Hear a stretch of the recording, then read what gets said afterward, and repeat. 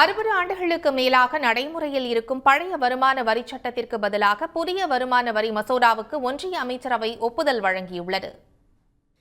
2025-26 ஆண்டிற்கான ஒன்றிய அரசின் நிதிநிலை அறிக்கையை கடந்த 1ஆம் தேதி தாக்கல் செய்து பேசிய நிதியமைச்சர் நிர்மலா சீதாராமன், வருமான வரி விலக்கு உச்சவரம்பு 12 லட்சம் ரூபாயாக உயர்த்தப்படுவதாக அறிவித்தார். இதன் மூலம் மாதம் 1 லட்சம் ரூபாய் வரை மாத ஊதியம் பெறுபவர்கள் வருமான வரி செலுத்த தேவையில்லை என அறிவிக்கப்பட்டது.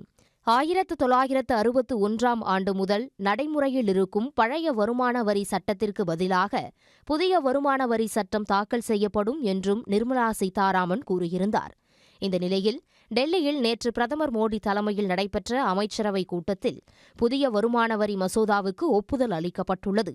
இந்த புதிய மசோதா நேரடி வரி சட்டத்தை மக்கள் புரிந்து கொள்ளும் வகையில் எளிமையாக இருக்கும் என்றும் விதிகள் மற்றும் விளக்கங்கள் நீண்ட வாக்கியங்களாக இருக்காது என்றும் தெரிவிக்கப்பட்டுள்ளது.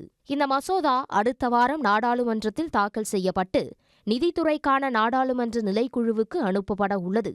பட்ஜெட் கூட்டத்தொடரின் முதல் பகுதி வரும் 13ஆம் தேதியுடன் நிறைவடைவதால் அதற்குள் புதிய வருமான வரி மசோதாவை தாக்கல் செய்து நிறைவேற்ற ஒன்றிய அரசு திட்டமிட்டுள்ளது. உடனுக்குடன் செய்திகளை தெரிந்து கொள்ள சன் நியூஸ் பெல் ஐகானை கிளிக் பண்ணுங்க.